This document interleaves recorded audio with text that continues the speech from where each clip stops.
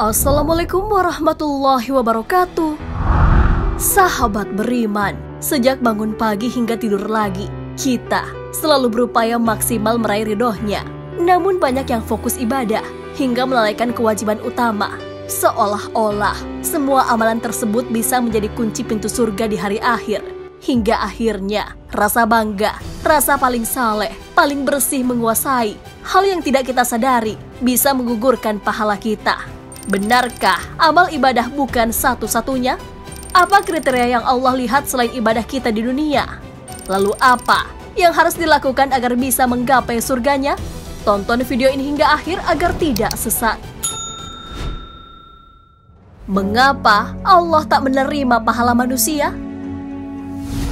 Dalam kehidupan kita, tak pernah terlepas dari rasa ingin dihargai, merasa diri paling soleh, dengan melaksanakan segala amal ibadah di dunia.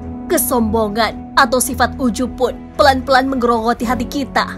Padahal Allah Subhanahu wa Ta'ala memberikan peringatan bagi umat manusia yang masih memelihara sifat ini. Jangan kamu terlalu bangga. Sesungguhnya Allah tidak menyukai orang yang terlalu membanggakan diri. Quran Surah Al-Qasas ayat 76. Bahkan Rasulullah SAW sudah mengingatkan dengan mengulang sampai 3 kali. Takutlah kalian pada al-uzbah, yaitu bangga dengan kagum pada diri sendiri.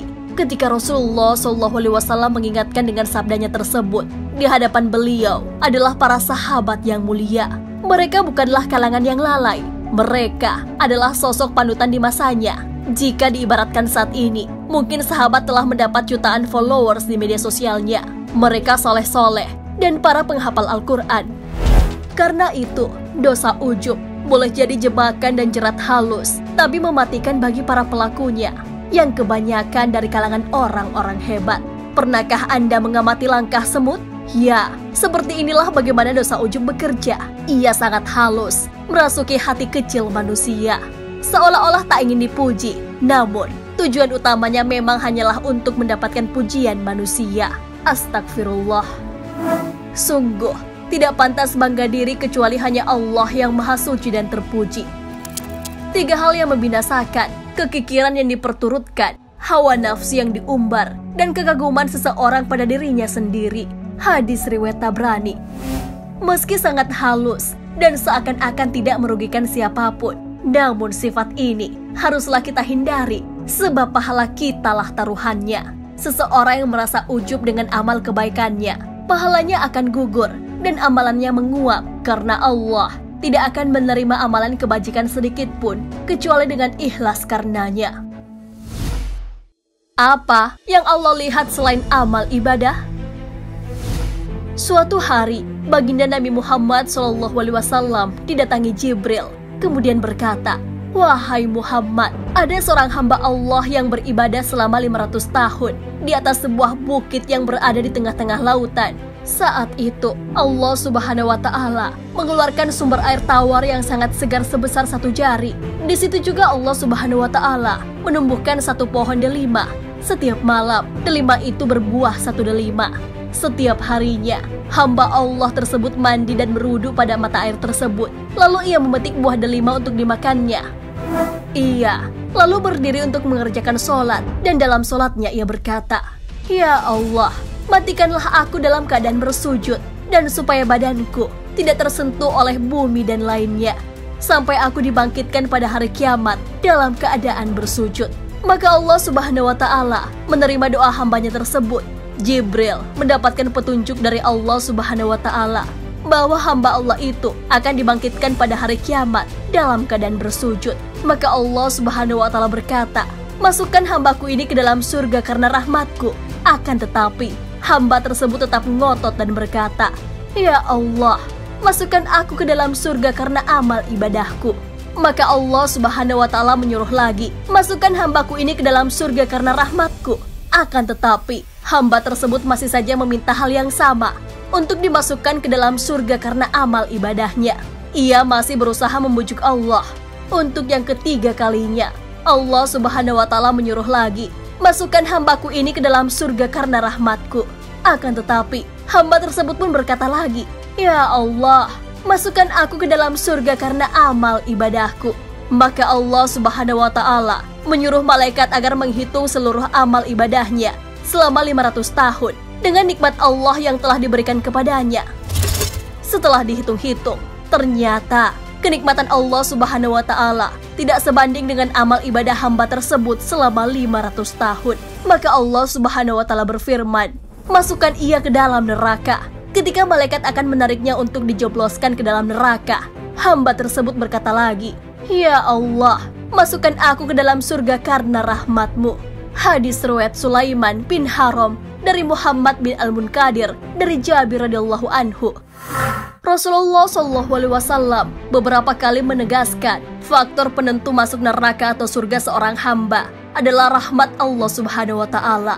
Dalam sebuah hadis yang diriwayatkan Imam Muslim dalam kitab Sahih Muslim menjelaskan bahwa manusia tidak bisa dimasukkan ke surga oleh amalnya. Manusia dikatakan dimasukkan ke surga jika Allah Subhanahu wa Ta'ala memberi rahmat dan karunia kepadanya.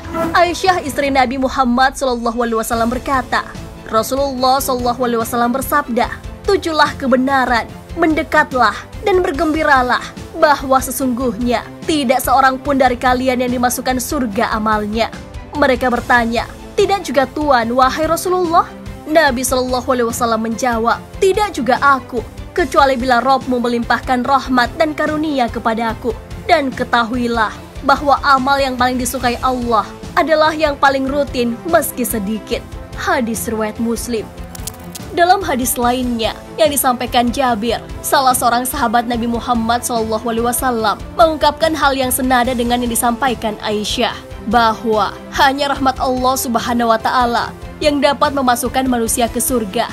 Jabir berkata, "Aku mendengar Nabi SAW bersabda, tidak seorang pun dari kalian yang dimasukkan surga oleh amalnya, dan tidak juga diselamatkan dari neraka karenanya. Tidak juga aku, kecuali karena rahmat dari Allah." Hadis riwayat Muslim. Bagaimana cara meraih rahmatnya?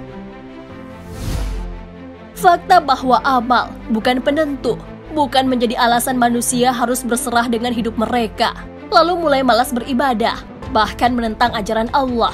Kita tetap diwajibkan melakukan amal baik sesuai perintah Allah Subhanahu wa Ta'ala dan Rasul-Nya. Siapa yang menyangka jika upaya dan kerja keras yang dilakukan justru bisa mendatangkan rahmat dan karunia Allah dalam diri kita? Tentu kita tidak ingin merugikan dengan kesempatan yang diberikan. Sesungguhnya orang-orang yang beriman, orang-orang yang berhijrah dan berjihad di jalan Allah, mereka itu mengharapkan rahmat Allah. Dan Allah Maha Pengampun lagi Maha Penyayang. Quran Surah Al-Baqarah ayat 218.